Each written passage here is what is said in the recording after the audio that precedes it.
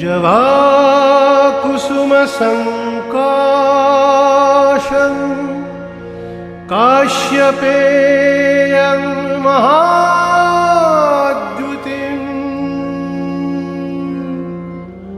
ध्वान्तरिं सर्वपापघ्नं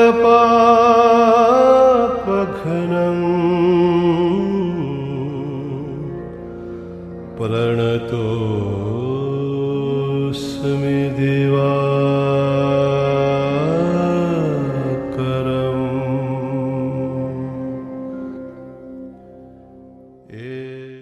शक संवत 1785, 12 जनवरी 1863, बंगला के 1269 के पौष महीने की 29 तारीख सुबह 6:33 कृष्ण सप्तमी तिथि मकर संक्रांति के दिन कोलकाता के सिमलापाड़ा में पिता विश्वनाथ दत्त व माता भुवनेश्वरी देवी की छठी संतान नरेंद्रनाथ दत्त का जन्म हुआ।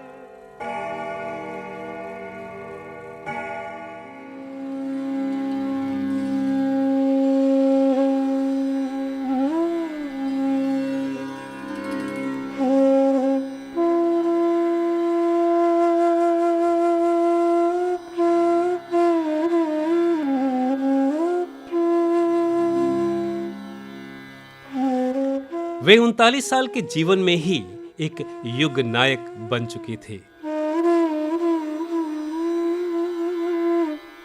समाज का नेतृत्व विद्या शक्ति द्वारा हो या भुजबल द्वारा या धन द्वारा संचालित हो, आम जनता उस ऊर्जा का स्रोत है जो नेता संप्रदाय इस शक्ति के आधार से खुद को अलग करते हैं।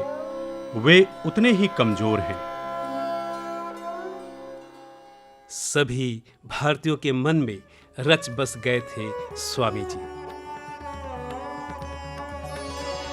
युगोत्तीर्ण कालोत्तीर्ण युवा समाज के लिए युवा नायक स्वामी विवेकानंद। जय योगीश्वर त्रिभुवन वंदन, जय योगीश्वर त्रिभुवन वंदन, भुवन जयी भुवनेश्वरी नंदन, भुवन जयी भुवनेश्वरी नंदन, जय योगीश्वर त्रिभुवन वंदन, जय योगीश्वर।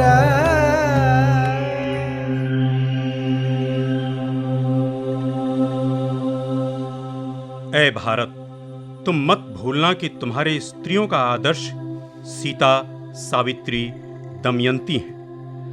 मत भूलना कि तुम्हारे उपास्य सर्वत्यागी उमानाथ शंकर हैं।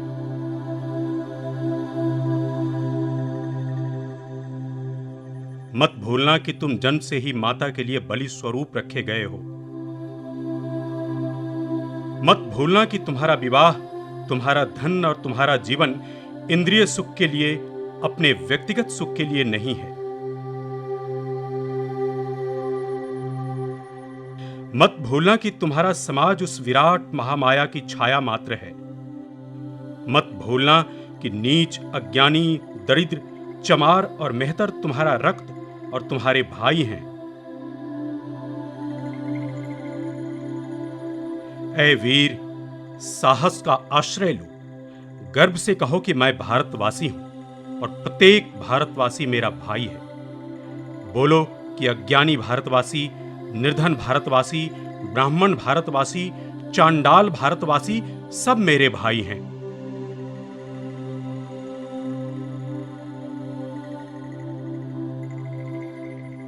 तुम भी कटी मात्र में वस्त्र लपेटकर गर्व से पुकार कर कहो कि भारतवासी मेरा भाई है, भारतवासी मेरे प्राण हैं।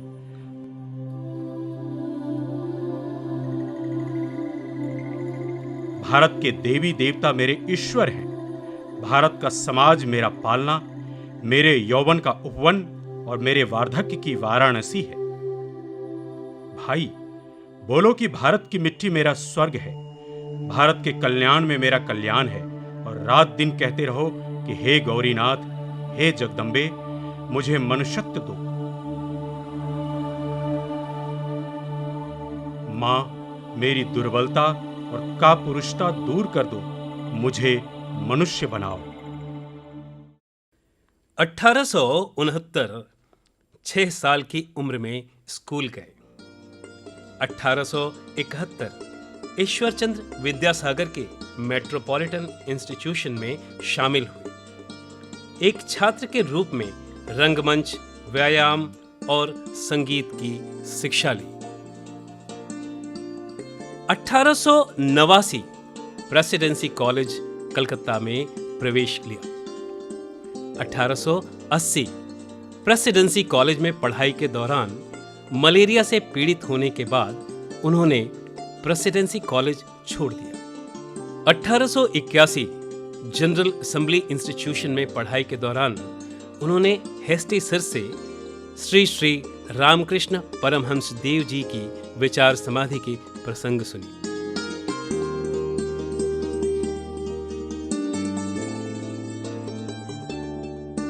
1881 नवंबर में सुरेंद्रनाथ मित्रा के घर पर युग का अवतार श्री श्री रामकृष्ण परमहंस देव से युवा नरेंद्रनाथ पहली बार मिलते हैं।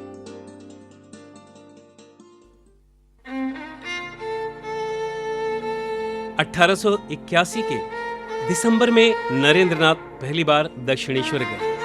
1882 जनवरी को दूसरी बार और कुछ दिनों के बाद तीसरी बार।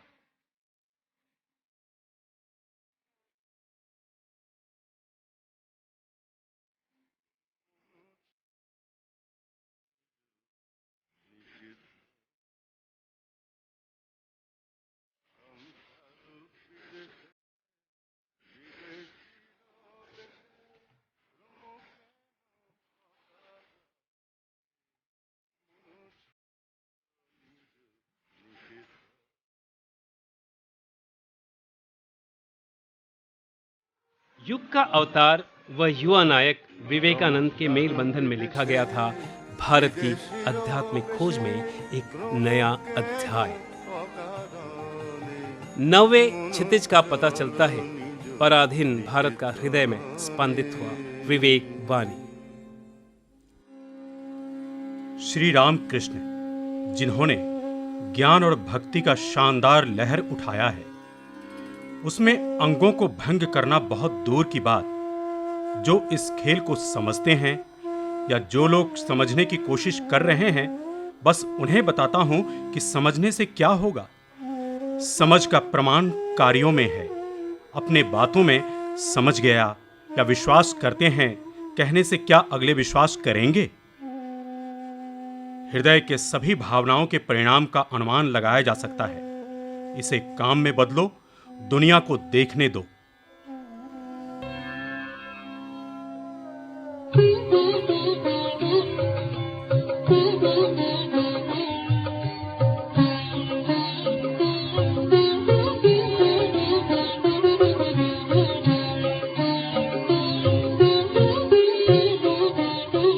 भव सागर तारन कारण है, रवि नंदन बंधन खंड। 1886 साल श्यामापुकुर से बीमार श्री श्री रामकृष्ण परमहंस देव काशीपुर उद्यान बाटी आए। बंधन खंडन है, शरणागत किंकर भीत मने, शरणागत किंकर भीत मने, गुरुदेव दया।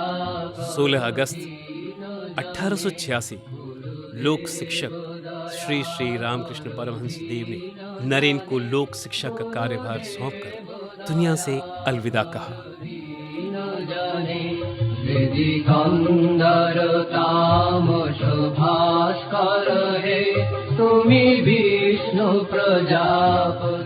उसी साल 1886 के सितंबर अक्टूबर में बारानगर मठ की स्थापना हुई। पर ब्रह्म परात्पर वेद भने, गुरु जनवरी 1887 साल अन्य पार्षदों के साथ बाड़ानगर मठ में औपचारिक संन्यास, एक नया नाम लिया, स्वामी विविदिशानंद।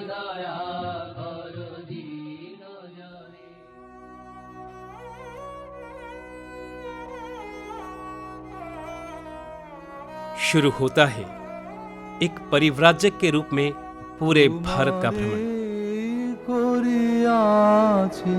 জীবনের ধ্রুব তারা এ সমুদ্রে আর कई सालों तक घूमते रहे भारत को जानने पहचानने के लिए।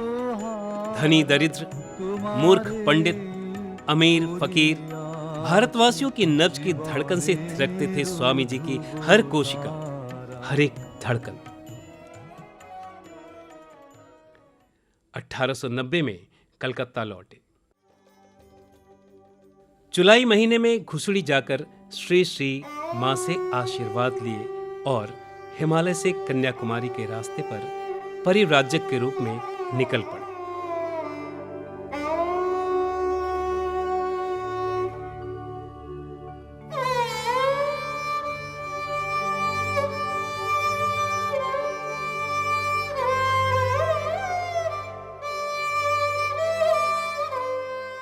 गाजीपुर, काशी, नैनीताल, अल्मोड़ा होकर 120 मील पैदल चलकर रुद्रप्रयाग पहुंचते हैं। वहां से वे वर्तमान की उत्तराखंड के श्रीनगर गए और अलकनंदा के किनारे एक कुटीर में रहने लगे।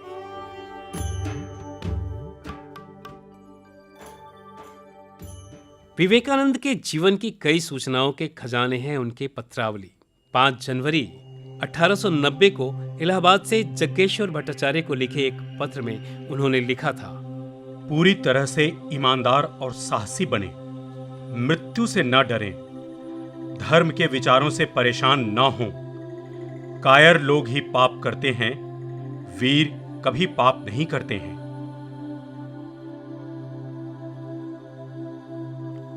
30 अप्रैल 1891 को श्री गोविंद सहाय नाम का एक भक्त को लिखे थे, वत्सों, धर्म का रहस्य सिर्फ सिद्धांत में नहीं है, पूरा धर्म ईमानदार होने और अच्छे काम करने के लिए कार्यरत है।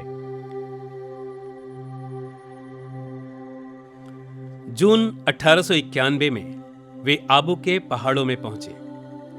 खेतड़ी के महाराजा के महल में वहां से कई स्थानों का भ्रमण कर बंबई पहुंचते हैं। वहां के विक्टोरिया टर्मिनस में उनसे बाल गंगाधर तिलक जी से परिचय हुआ था। स्वामी जी ने 22 अगस्त को वहां से एक पत्र लिखे थे। इस क्षेत्र में संस्कृत और अन्य शिक्षा का पूर्ण अभाव है। दुष्ट और चतुर पुरोहित लोग सभी बकवास आचार और मस्खरों को वेद और हिंदू धर्म का सार कहकर सिखाते हैं। 20 सितंबर 1892 को खेतड़ी के शंकरलाल को एक पत्र में लिखा था, हमारी स्वतंत्र सोच लगभग नहीं के बराबर है। यदि हमें वास्तव में एक राष्ट्र के रूप में फिर से विकसित होने की आवश्यकता है तो हमें अन्य राष्ट्रों के विचारों को ध्यान में रखना चाहिए। क्रिस्टोफर कोलंबस की अमेरिका की खोज के 400 साल पूरे होने पर 1893 में आयोजित धर्म महासम्मेलन के समाचार पत्र में समाचार प्रकाशित किया गया था। उस समय स्वामी जी ने कहा था, अगर पश्चिम में जाना मां के इच्छानुसार हो तो उसके लिए जनता से पैसे जुटाने होंगे, क्योंकि मैं जनता और गरीबों के लिए ही पश्चिम में जा रहा हूं। 12 जनवरी 1863 से प्रायः 30.5 वर्ष बिताकर पहली बार पश्चिमी देशों की यात्रा की शुरुआत की।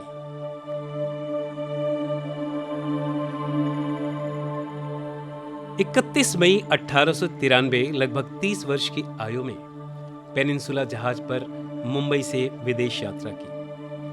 कोलंबो, सिंगापुर, हांगकांग होकर जापान में। 14 जुलाई 1893 जापान की योकोहामा से एम्प्रेस ऑफ इंडिया जहाज से वैंकूवर के लिए यात्रा। 25 जुलाई वैंकूवर पहुंचे। 30 जुलाई 1893 रात 10:30 बजे शिकागो नगरी पहुंचे।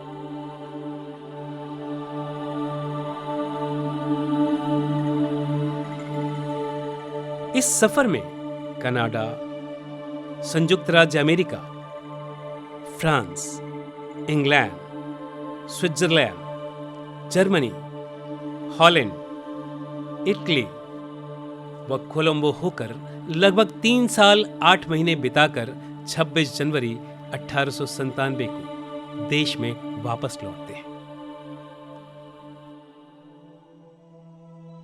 1897 से 2 साल 5 महीने के लिए पूर्वी देशों में रहे। 20 जून 1899 पश्चिमी देशों की दूसरी यात्रा की शुरुआत। विवेकानंद की विचारधारा से प्रेरित कुछ प्रमुख लोग थे। रामनाथ का राजा, आलासिंगा पेरुमल, सनबर्न, श्री व श्रीमती राइट, श्री व श्रीमती हेल, श्री व श्रीमती लायन, मैकलॉयड, ओली बुल, फ्रांसिस लेजेट, बहन क्रिस्टीन एवं मार्गरेट नोबल अर्थात लोकमाता निवेदिता।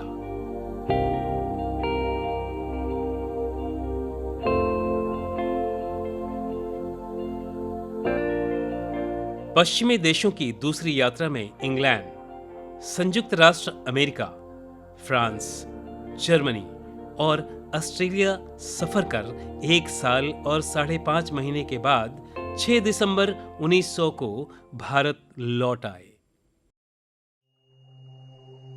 युग विजयी, काल विजयी विवेक का विचार, अंतरात्मा का आदर्श उभरने लगा।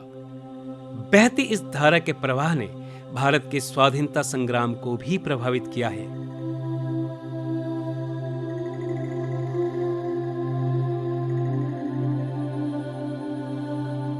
एक साल 7 महीने के लिए पूर्वी देशों में फिर ठहरने के बाद 4 जुलाई 1902 को महाप्रस्थान के मार्ग पर यात्रा।